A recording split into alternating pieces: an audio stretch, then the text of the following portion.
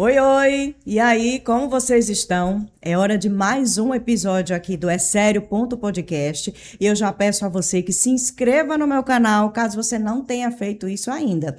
Porque quando você não se inscreve, você deixa de receber conteúdo de qualidade. E toda semana eu estou postando um episódio novo aqui. Lembrando que nós estamos no Spotify, no Deezer e, claro, aqui no YouTube. Aproveita e ativa o sininho, porque a plataforma vai entender que você está acompanhando os nossos episódios e toda vez que eu postar algo novo, você recebe a informação, tá certo? E lembrando que tem muita coisa bacana. Eu estava fazendo ali uma avaliação em torno aí de 200 episódios, desde quando eu comecei ali em 2023, e eu vejo as pessoas acompanhando, assistindo, mas esquecem de se inscrever. Então, não deixa isso acontecer, não. Vamos aumentar o número de inscritos para que as informações cheguem ao maior número de pessoas. Gente, já tem um tempinho que eu venho trazendo aqui no É Sério os nossos representantes, né, os vereadores aqui de Maceió. E hoje eu tenho o prazer de receber ele, que é um querido, já trabalhamos aí na mesma empresa, ele continua lá até hoje, mas ele também é vereador aqui em Maceió, e eu converso agora com o Eduardo Canuto. E aí, bonito? Obrigado, família. Fiquei muito feliz, muito lisonjeado. O nosso coordenador de comunicação da Câmara, de forma inteligente, querendo traduzir o que de melhor, o que de acontece no dia a dia, nos orientou a vir até você. E eu acho que ninguém melhor, com melhor bagagem, para que a gente possa de fato mostrar o que de fato a Câmara funciona, né? Hoje há um Pois é. sentimento muito ruim entre eleitor e o candidato, entre o parlamentar, e acho que esse canal ele diminui, distensiona um pouco essa relação assim com o eleitor e com o cidadão, para que a gente possa de fato, de forma aberta, né, expor para a sociedade o que de fato a gente faz. Pois é. E o objetivo é justamente não ficar só na questão política, mas conhecer o cidadão, o pai, o filho, não é? Aquela pessoa que está ali nos representando, a gente conhecer um pouquinho mais, até a trajetória, até onde ele está hoje. E aí eu pergunto, você sempre foi ligado ao esporte desde pequeno? Como é que foi É isso? sério essa pergunta. É Na sério. verdade, Fabíola, eu já começo, eu sou meio bestalhado, eu sou muito emotivo, apesar de ter vivido de forma assim, profissionalmente como atleta de luta e tal, mas eu sou um cara muito sensível, mas na verdade eu comecei com 6 anos de idade, 7 anos de idade nas artes marciais, né? Aí no judô fui campeão em 1972, fui vice-campeão mito no campeonato do GEAL, os Jogos Estudantis de Alagoas, que mobilizava o estado Era todo. muito Era o legal. desfile no estádio Rei Pelé, era lindo, né? E aí com 13 anos eu perdi meu pai, né? Isso para mim é sempre muito triste falar.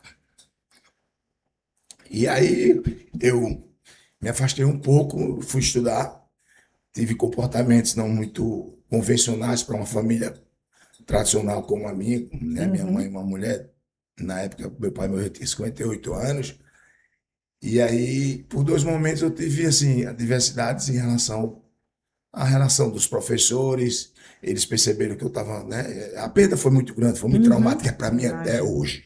Até hoje é trauma. E aí, em determinado momento na escola, eu me comportei mal, tive que ser convidado para me retirar da escola, né? E, enfim, a minha família é uma família muito unida, nós somos 9 irmãos, todos muito queridos um com o outro. Zoado é o que não falta lá em casa.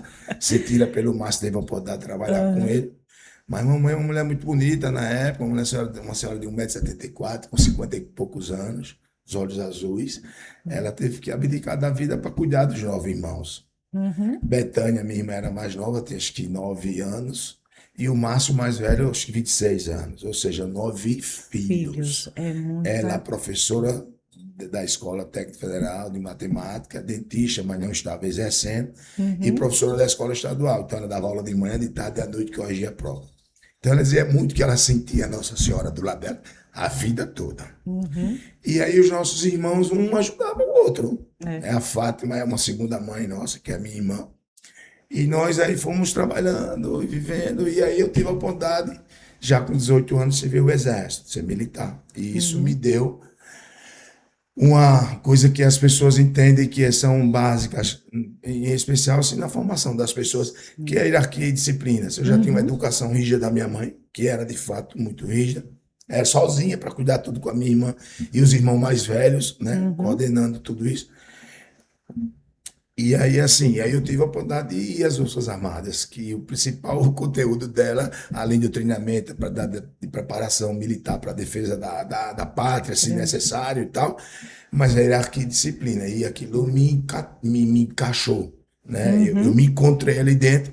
Aquilo, no momento que eu vivia como atleta marcial, né? Já está dizendo, das artes marciais, que são, né? Ela é militar, no seu grupo, que ela surgiu nas guerras, com os conflitos, os confrontos eram de espadas, eram de mão na época, né? Então, eu me identifiquei com as Forças Armadas, e aí foi quando eu fui para as Forças Armadas, né? Civil Exército, e aí depois saí, a pretensão era de dar continuidade, eu ainda fui do Pelópolis, dava aula de defesa pessoal dentro do próprio batalhão, né?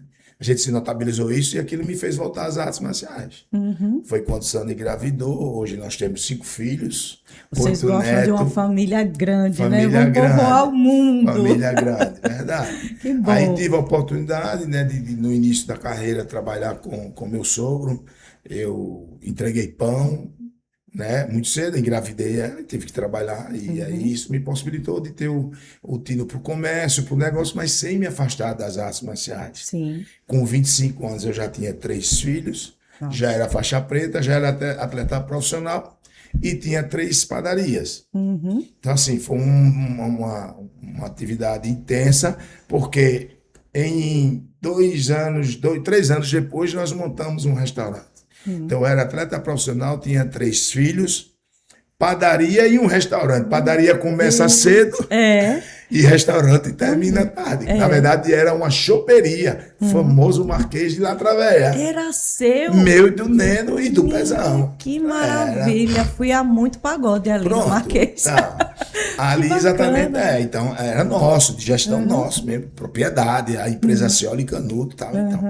Então, assim, isso me possibilitou. E aí veio, de fato, quando eu percebi que estava estabilizado como empresário, comerciante, e com meus irmãos também estou à frente né, das atividades. Na verdade, a sociedade era apenas na choperia, no restaurante. A padaria não, era uma primeira sociedade, era com meu sogro, depois eu adquiri todas essas padarias. Aí eu enveredei para a atividade profissional de luta. Tive a oportunidade de ser campeão brasileiro na categoria cruzador, que é até 86 quilos, depois super cruzador até 88,6.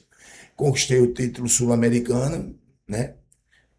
Fui brasileiro, cruzador e super cruzador, sul-americano, fui campeão nordeste, 2 cinturões eu tenho, também de pesos diferentes. Aí conquistei o sul-americano contra... Agora me deu. Saí do Mancia, do Paraguai. Sim. Depois, como conquistei a América do Sul, passei a ficar entre primeiro dos rankings da América, ser o primeiro do ranking da América. Massa. Aí tive a oportunidade de lutar pelo título dos continentes, os campeões europeus, asiáticos, né? E aí fui campeão também intercontinental e ali entrei para o ranking dos 10 melhores atletas do mundo. E aí eu passei a galgar, conquistando vitórias, tive 2 derrotas, mas conquistando vitórias. E aí surgiu a oportunidade de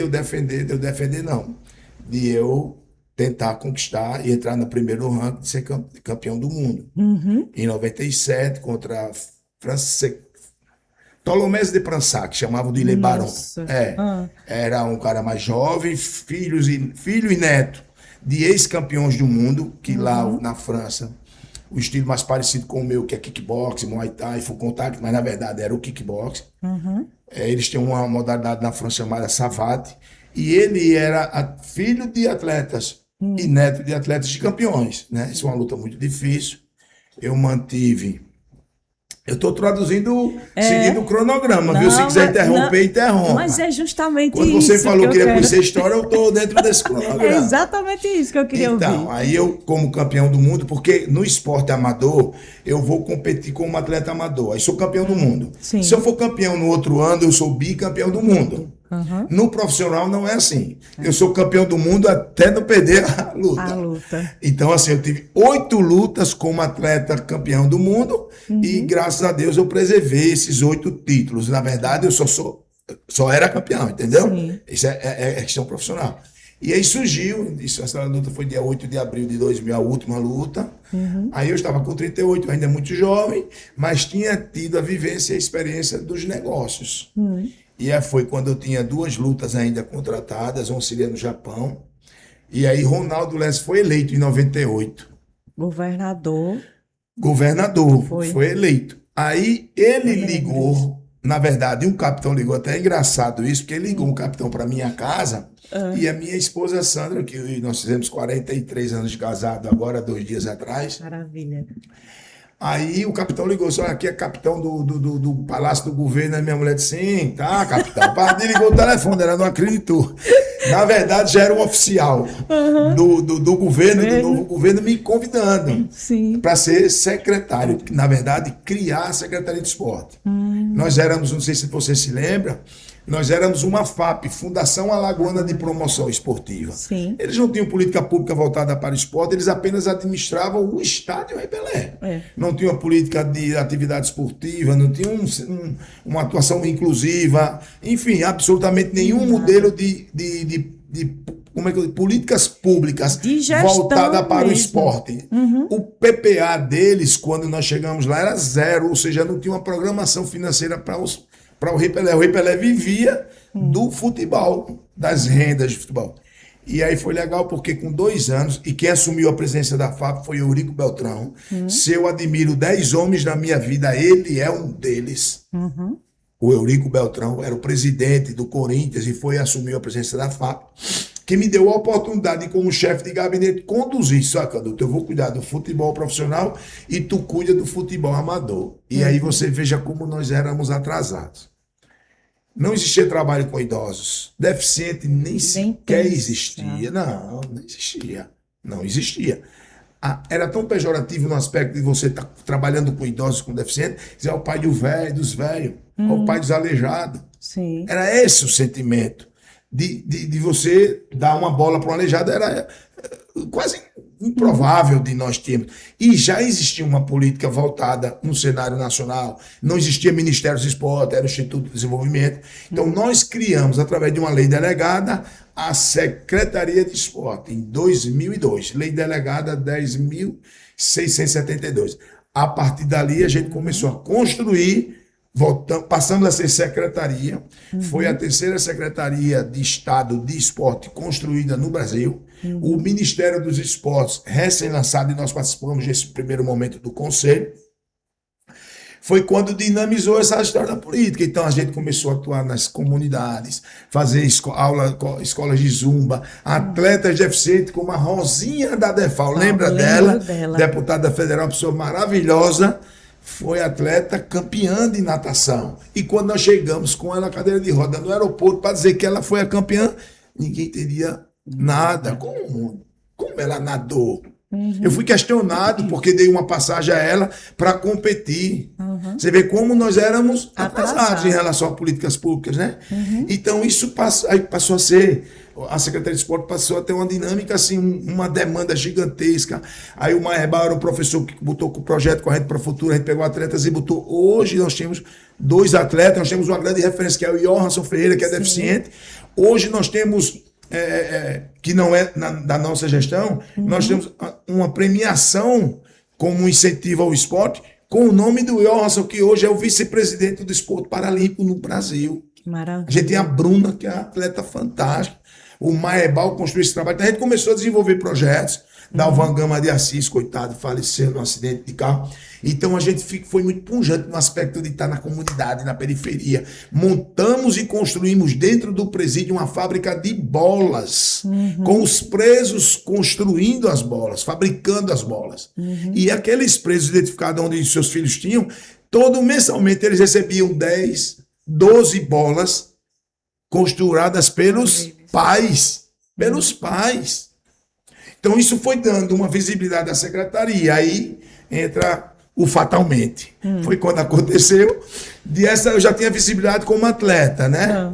Assim, eu lutei acho que umas 6 vezes em Alagoas. Viajei e lutei em diversos países. Então, assim, naquele momento eu recebi prêmio da década, do governo e tal, né?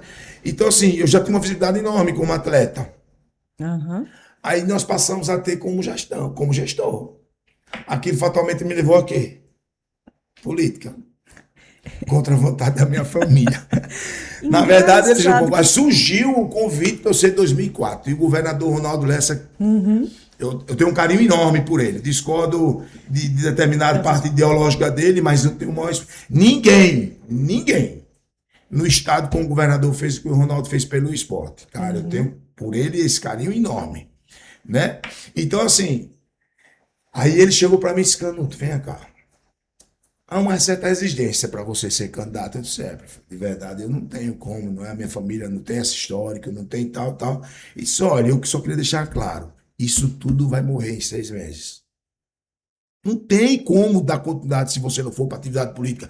Porque se o poder público chegou aqui, tem que ter um cara numa Assembleia, numa Câmara, para dar o suporte legislativo, legislação, avançar no aspecto dos bolsas atletas, que esses atletas não tinham incentivo. Então, assim, cara, aquilo foi assim um bálsamo para mim, mas para convencer minha família, até que o Márcio foi muito bem posicionado como o mais velho, disse: olha, eu resisti isso, que o Márcio resistiu não ser candidato há muito tempo. Todo mundo queria ele candidato e ele resistiu. Mas ele disse uma coisa: Canuto, eu só tenho um microfone, você tem uma bandeira. Ele me chama de Zé. Ele disse: olha, eu resisti porque eu só tenho um microfone. Você tem uma bandeira. Então, por mim, você iria. Pronto. Então, assim, os irmãos entenderam e eu estou até hoje, no meu 6º mandato, desenvolvendo atividades. Aí você depois pergunta o que você quiser. Fui de diversos partidos, entendeu? Mas continuo com a bandeira. É evidente que você não tem como ficar esse tempo todo apenas só com esporte. Você amplia. Eu acabei de entrar, estou muito feliz. Você está falando com um imortal. Meu Deus, que maravilha! Eu me senti um bestalhado, mas de feliz que fiquei. Eu não me sinto tão imortal assim, não. Mas assim, eu fiquei muito feliz, porque a gente hoje tem um trabalho muito legal com a cultura, que é a Academia Alagoana de Cultura. Tomei posse agora, dia 25, não foi? Potozinho é um ridículo ex-atleta. Ronaldo Lessa botou no colo. Com 5 anos ele foi premiado lá. Foi como atleta de bicicross. Então, assim, Fabiola, isso me levou fatalmente à atividade política. A gente começou a trabalhar nisso. A gente tem o Bolsa Atleta da Secretaria até hoje, que não estão pagando. Né? Tudo isso veio no pacote da lei delegada. Então, assim, a gente tem um trabalho muito legal. Essa bandeira, hoje a gente desenvolve projetos, muitos projetos com o esporte, mas a gente também ampliou. A gente hoje tem trabalho, a gente tem um trabalho. Hoje a gente tem mais de 2.000 crianças com os nossos kimonos em diversos projetos. Hoje a gente tem mais de 700 idosas em atividades Zumba em núcleos diferentes. A gente tem mais de 600 pessoas com deficiência. Hoje, uma parceria com o SESI, o professor Pablo Lutini, porque você soube que nós compramos, né? O município comprou o Gigantão. Sim. Naquele momento funcionava com uma parceria, o SESI coordenando isso com o Pablo. Era Vila Olímpica, né? Vila Olímpica Albano Franco. Tem mais de 150 crianças com autismo jogando basquete, 86 crianças lá fazendo natação. Então hoje a gente tem uma instituição chamada Deus Proverá de Meninas Vulneráveis Sexualmente. A mais velha da última visita que a gente fez lá tinha 14 anos. E pasme, os algozes, na maioria, são os padachos. Acredite, pais e os avós. Meu Deus. Então, assim, a gente vive intensamente essas atividades. A questão cultural hoje, que eles não fiquem chateados, os adversários. Mas nós temos a melhor quadrilha junina, que é a Santa Fé, nós temos o melhor coco de roda, que é o Babaçu, nós temos o melhor boi, que é o Safari. A gente foi padrinho da Gaviões, que foi decacampeão, com um histórico sobre a nossa história de vida. Então, assim, eu sou um cara muito realizado. Né? Era o que eu ia perguntar, assim, com esse histórico todo, com toda essa experiência, você falou aí, eu passei por vários partidos. O que a gente, no fim das contas, ninguém quer nem saber disso. A gente quer saber do serviço que está sendo prestado. Então, Fabíola, você foi perfeita. Por quê? Porque antigamente os partidos eram como clubes de futebol. Eu jogava no CRB, mas era contratado pelo CSA Iria. As relações eram amistosas. Não se polarizava como é hoje, extremamente, não é? Hoje você discorda, eu e ele, mas nós somos amigos. Então, assim, eu já fui do PV e tenho o maior carinho com o partido, porque aquela causa ambiental para mim, como um militar, que eu treinei em mato, na selva, então aquilo coincidiu com a minha, com tudo que eu pensava sobre selva, sobre... E hoje o PV é um partido muito ligado ao Partido Comunista e ao Partido dos Trabalhadores. Mas você já foi do PV, você já foi de esquerda. Não tinha essa história de esquerda ou direita. Não. Cada um se expressava naquele sentimento que tinha. Porque você tinha esse sentimento do que tinha que levar o serviço para a comunidade, sim, para as pessoas.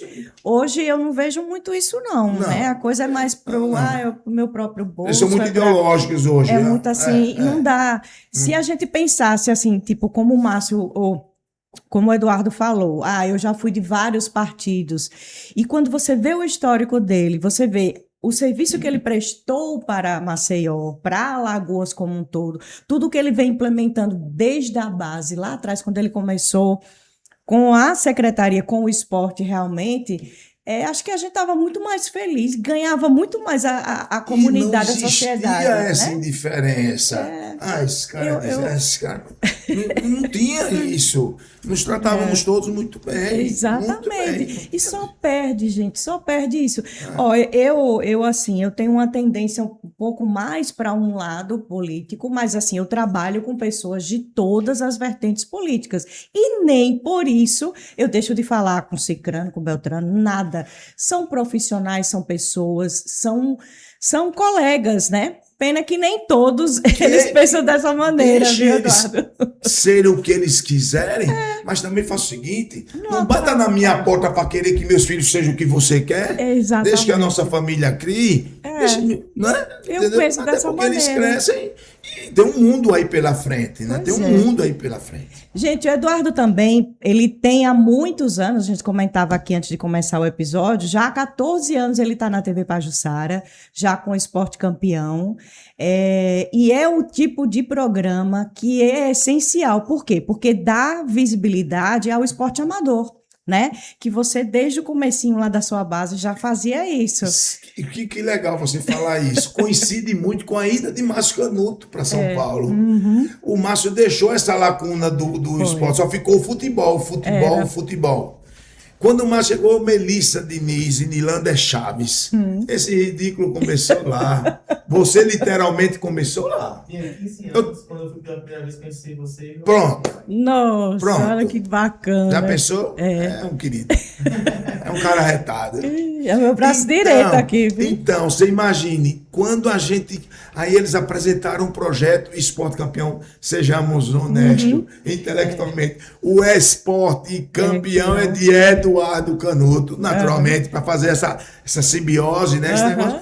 Então, assim, foi trabalhar apenas com o esporte amador. Mas foi embora, aí você desenvolveu um projeto legal aqui, aí mandava para a TV não cobria. Quando acabava o campeonato de futebol, era que a TV Gazeta, o SBT iam atrás de matérias, porque não tinham conteúdo. Então, a gente hoje está lá há 21 anos, exatamente há 21 anos, desenvolvendo o projeto, trabalhando, e o que é legal...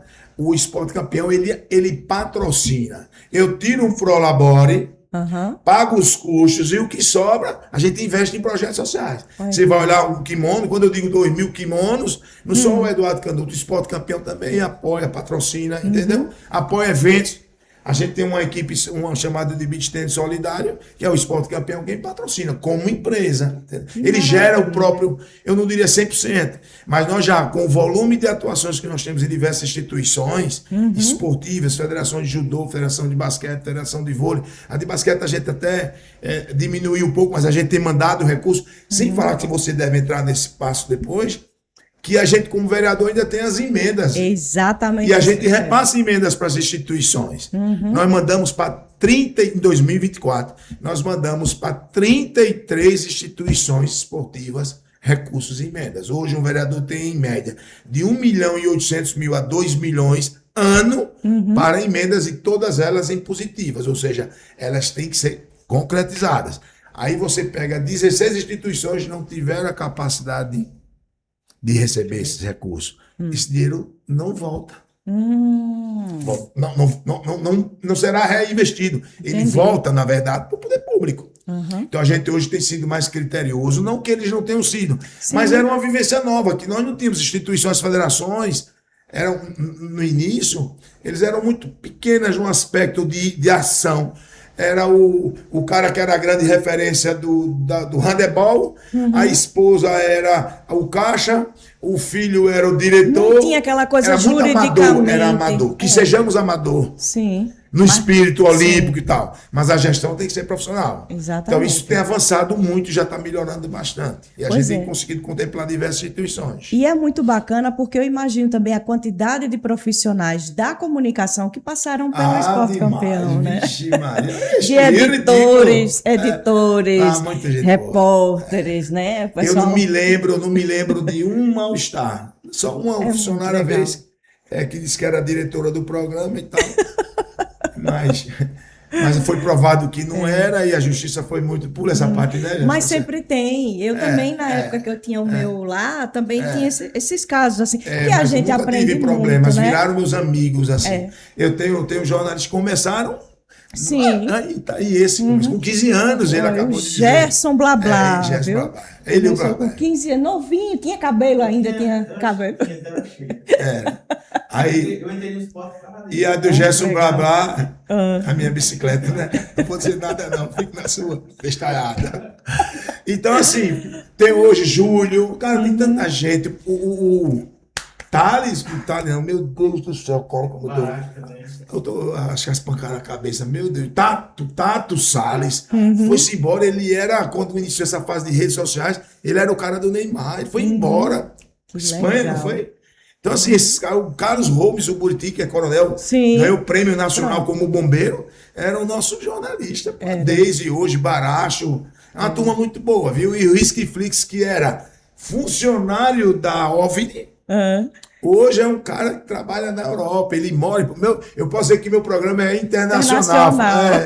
É fabricado em Portugal. Ora, E pra gente é um orgulho saber verdade. que a gente tem essa referência para os profissionais da área do esporte que começaram com o Eduardo e tem essa referência hoje na legislação ali municipal, né? Porque quando você pensa, poxa, tem um time que está precisando de um apoio e tal, para quem eu vou recorrer? Eduardo Canuto. Então, né? Fabiola, às vezes a gente não pode, porque a gente chegou a lançar dentro do Esporte Campeão como empresa um Bolsa Atleta. Sim. Nós bancamos um ano 12 atletas. Bancamos, não é verdade. A gente tinha um apoio, um patrocínio. Um aporte ali, né? Na época, R$1.000. Sim. Se eram 12 mil reais por mês, né? Para o Esporte Campeão era um valor bem vultoso, mas a gente fez. E esses caras conquistaram títulos inéditos. O Esporte Campeão patrocinando esses caras. E aí o que acontece? Aí tinha uma atleta de judô com 21 anos, não tinha passagem. Não tinha passagem. A gente fazia uma matéria com ela e no próprio programa, quem se submeteria a dar uma passagem, esse atleta deu uma ajuda, manda o Pix, aí mandava tudo para eles, fazia uma conta. E o Esporte Campeão divulgavam essas necessidades sociais deles no aspecto de incentivo. Então isso era muito legal. E a gente vê os atletas com a marca do Esporte Campeão muitas vezes de forma voluntária. Eles mesmo faziam aula, o professor era um aluno meu, gostava de mim e tal. Quando você olhava lá, os caras com a marca do Esporte Campeão. Então assim, enraizou mesmo, né? E lhe confesso, sem querer bajular absolutamente nada. Mas, cara, a TV Pajuçara, ela é impressionante no modelo de gestão. Exatamente. É impressionante. Não existe 1 milímetro fora da curva. E para mim foi uma experiência. Eu comecei com o Band, que era o canal do esporte, né? Eu não me lembro qual era o programa que o Léo tinha, o Léo que foi embora também, está nos Estados Unidos. Palmeira. Léo Palmeira. Isso, a gente começou naquela que também era uma televisão, mas era uma televisão muito menor. Era na Big Isso, TV. perfeito. Nossa, me desculpe. Isso Big é reflexo TV. das pancadas que eu levei, viu, Fabio? Não, mas a gente Então, tá se ajudando na Big aqui. TV, exatamente. Pronto, eles foram Canal fantásticos fechado. com a gente. Fantástico. Então, assim, é um programa que nasceu, consolidou, tem muita atuação amadora, porque a gente não lida com desporto profissional. Então a gente continua do mesmo jeito, não diria assim, sem ser pejorativo, mas de forma moleque ainda. Sim. Ele entra no tatame, ele brinca, ele faz, eles dançam, que a gente tem no final do programa o quadro caixote, que são os erros de gravação. Meu Deus, eu adorava. Pronto, são os erros de gravação. O programa, ele era formado por 4 eixos. Eu tô dizendo era porque nós tivemos que mudar em virtude da celeridade da informação. Sim. Hoje ninguém assiste matéria de 2 minutos mais, né, Fabiola? Pois é. Não consegue não. Né? Então, assim, a gente tinha 4 quadros que nós chamávamos de chassi, que era o Arena, que era um evento, o Bate-Bola, que era a entrevista, o Saindo da Rotina. Não, o Saindo da Rotina não fazia parte do eixo, não. Era Arena, Bate-Bola, Alto do Pódio. Um destaque, um time ou um atleta. A gente acompanhava o dia a dia dele. E nós tínhamos outros quadros alternativos, que era Saindo da Rotina. A Fabíola era jornalista, ninguém sabia que ela era atleta de jiu-jitsu. Então a gente pegava ela trabalhando aqui, acompanhava ela e depois a gente acompanhava você ir em casa, pegar o kimono, ir pra academia e treinar. Eram 4, Saindo da Rotina, trocando as bolas. Fabíola é excelente atleta de jiu-jitsu. E ele de bodyboard. Isso eu estou dizendo que aconteceu exatamente assim. A Bianca Andrade, né? Então, assim, você levava ele para fazer o jiu-jitsu e ele lhe levava para fazer o bodyboard. Então a gente começou com um programa estruturado. A Melissa e o Lilanda foram perfeitos. Só que o esporte foi ganhando essa dinâmica, a televisão perdeu um pouco o protagonismo, mais redes sociais. Então, se você botar então a gente teve que se adequar aos eventos. Foi evoluindo, né? Evoluindo, E aí a gente encerra com os erros de gravações, que é o caixote. E os nomes todos eles são sugestivos. Alto do Pódio, que é o atleta campeão. Né? A Arena, que era um evento esportivo. O Bate-Bola, que é a entrevista. Sair da Rotina, que era isso. Então, e o erro é o caixote. É quando o cara tá pegando a onda e leva um caixote, né? Minha nossa, é muito bacana essa coisa de erro de gravação. Eu fazia isso na época da culinária, que era o Wanderson Medeiros, né? Que é o Picuí, e a minha irmã fazia um quadro de culinária. Meu Deus, tinha tanta receita que dava errado e ninguém sabia, porque só ia o editado. Mas o legal era justamente... Devia ter feito, não era assim, não é? Hoje com redes sociais aí, com pois tudo, né? não tinha tanto. O programa foi até Mas 2018. eles continuam com um padrão impressionante. Eu almocei no dia 27, foi meu aniversário. É um querido, assim. A quarta-feira agora a gente foi almoçar lá, que era meu aniversário, e os vereadores, o novo prefeito, o Rodrigo Cunha, foi anunciar o líder do governo, que é o Marcelo Palmeira, que é um cara fantástico. E nesse aí eles cantaram parabéns, fiquei muito feliz. E lá, comida impecável. Pois é, eu sou muito suspeita para falar, mas o Picuí, ele hoje, na minha opinião, é um dos grandes banqueteiros que a gente tem. E assim, é uma pessoa que eu guardo um carinho imenso. Foram 8 anos diariamente trabalhando ali, passando perrengue, sabe? Tinha receita que não dava certo. E a gente diz, Picuí, eu preciso de 10 receitas. O coitado montava 10 receitas do nada. E foi um aprendizado. Eu gravei podcast com ele, foram quase 2 horas. Eu tive que dividir os episódios, porque foi muita história. Mas dá São pra fazer 21 anos de amizade, né? Então, assim... Temos o tempo do esporte campeão, 2004. Que é, Gerson? Faz 2000.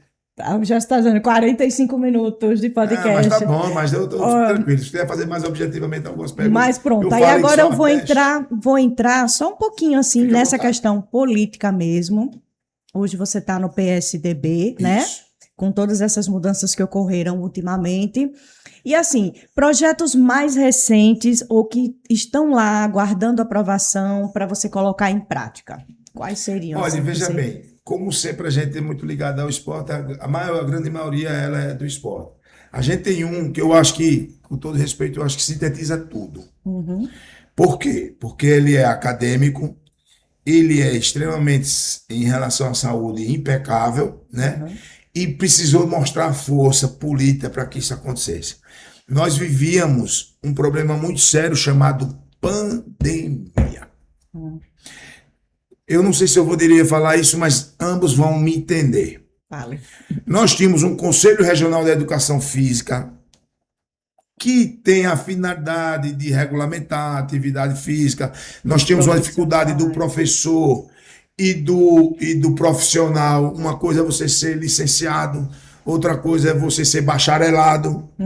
Então, o Amândio Geralski, para mim, é a grande referência da educação física. Para mim, é o cara que eu mais respeito no esporte e na educação física, chama-se Amândio Geralski. Sou enorme amizade com todos. Ele tinha academia, não era? Ele tinha academia Vigor e era professor, doutor da Universidade Federal, e inclusive era consultor de uma revista americana chamada Sprint. Ele e o CREF não se batiam muito, O Amândio tinha uma visão diferente do que seria a CREF, e o CREF tem uma visão mais conservadora de gestão. Sim. Todos eles muito gente boa, todas. Veio a pandemia, meu Deus, fecharam as academias. Os profissionais não podiam dar aula. Personal training, a proximidade zero. Ou seja, só abria farmácia, hospital Supermercado. e posto de combustível. Supermercado. Saúde saúde era a farmácia e o hospital diretamente vinculados. Mas era posto de combustível e supermercado. As pessoas não comiam e tinha que ter combustível para os carros. Acabou-se. Ninguém trabalhava mais. E as academias? E aí veio uma pressão em cima de mim muito grande, que eu era o cara, a bandeira do esporte. Cara, aí eu conversei com a mãe de Geraldes, que o Eduardo, presidente do CREF na época, me apresentou uma proposta de a gente desfazer um projeto de lei. Eu achei aquilo um fardo de 600 quilos para eu carregar, como eu ia uma coisa limitada, mas só como é que poderia avançar o Brasil inteiro. Era pouco provável. Só que os elementos eram muito importantes. E aí eu tive que fazer com o conhecimento acadêmico do Amândio. Aí trouxe o Amândio. Botei os dois frente a frente. Você foi o E elo. começamos a conversar. Saiu um projeto de lei. Não existia, a Câmara estava fechada, projeto de lei não tramitava. Mas tinha o conselho de notáveis, os médicos. Nós apresentamos esse conselho. Foi uma das maiores experiências da minha vida. Mas como tudo começou? Artigo 82 da Constituição. A atividade física é saúde. Essencial. Saúde.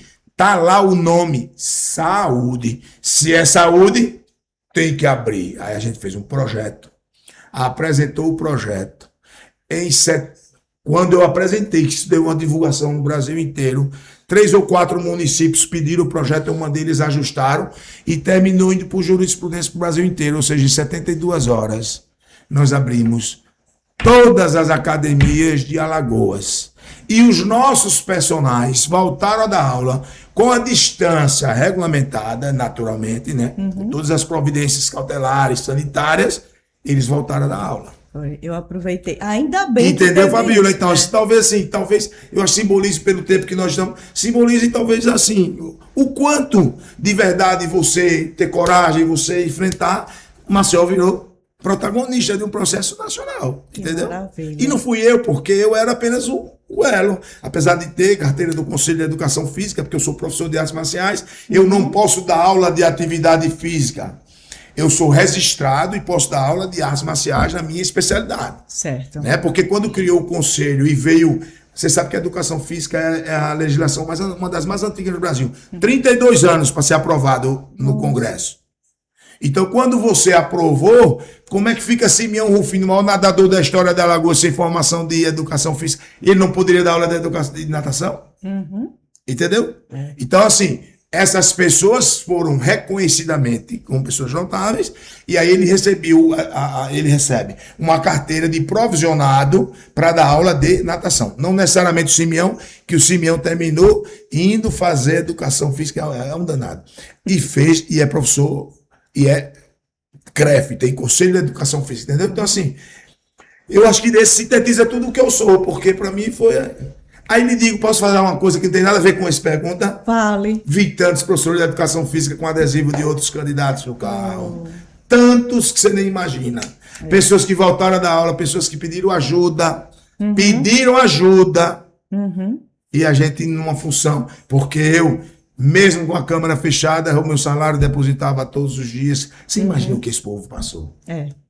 Aí não vamos falar de Bolsonaro nem de vamos falar do momento que nós vivemos. O Brasil parou. As empresas se cadastraram no governo federal. Receberam os salários. O Brasil pagou o salário de todos que se cadastraram. Foi. E terminou o governo com 56 bilhões na conta. Nós estamos com quase 3 trilhões de dívida aí. Pois é, complicado. E aí fica até difícil da gente visualizar alguma coisa tão positiva, mas a esperança É a última que morre, né? Estamos nessa luta. Isso, E você não trabalhar pra perguntou, isso. devo sair candidato a federal. Eu viu? vou perguntar agora. Eita, desculpa. Quais são os seus projetos para agora, a partir de agora? Fabiola, na verdade, esse trabalho que a gente desenvolve aqui em Maceió, eu gostaria de ampliar ele, entendeu? Eu gostaria de Não ampliar é nem para... que você gostaria, a gente precisa. Não é, eu acho assim, a seja gente vai no ampliado. interior, eu tenho minha família, a Sandra, minha esposa é de Murici, eu tenho muitos amigos de outros municípios. Eu fico impressionado, não tem uma quadra, quando tem uma quadra é cimento, entendeu? E eu acho que o prefeito JHC, ele fez uma gestão que eu não confiava, não é que eu não confiava, eu não acreditava. Aham. E eu também não tenho ideia de estar bajulando ninguém, eu não tenho uma idade para estar bajulando ninguém não, mas eu nunca vi uma gestão igual a desse cara não. Muitas Impossível. quadras. Ó, eu vou dizer uma muito coisa incentivo. que talvez outros fiquem chateados. Prefeitos que foram prefeitos e discutindo esporte, uma única ação do prefeito JHC. A quadra do Graciliano Ramos, o parque linear do Graciliano Ramos, o parque linear do Osmar Loureiro. Uma única delas tem 19 equipamentos esportivos. 19 equipamentos. O que são isso? Quadra, areninha, beach tênis, separadamente futevôlei, 19 equipamentos, ou seja, em uma única praça, o prefeito realizou mais obras do que muitos prefeitos em 8 anos. Numa única obra. São 34 areninhas, com edital mais 30. E nós temos 17 academias gratuitas, com mais de 230 individualmente cada academia, e cada areninha com 40 times diariamente. Eu diria que não é só de 8 anos, não. Eu acho que de todas as gestões aí Pronto. que eu venho acompanhando, não se viu um desenvolvimento nessa área esportiva. Não. E isso eu estou dizendo porque sou eu que com vivo isso. estrutura, né? E Eu com vivo estrutura. isso. Não Pois teve. Então, assim, e o que eu achei legal, cara, vamos falar do Gigantão, então? Sim. Para não tomar mais seu tempo. Como foi que aconteceu o Gigantão? Ele foi visitar o Cambona, chegou lá, lama, bola rasgada, menino descalço, e uma parede acompanhando e incomodando ele. Aí ele parou os canutos, que é isso aí? SESI. Como assim? Tava SESI Cambona. que Mas já fechado. Há um apartheid, um muro. Isso que tem aí, os piscina, campo de futebol, tarará, tarará. Se essas crianças têm acesso aqui, diz, olha, eu não tenho certeza. Há projetos sociais sim lá dentro. Mas é da indústria, é do SESI. Aí ele olhou para mim e confesso, não acreditei não. Acreditei não. Se eu vou comprar isso... Que bom, prefeito.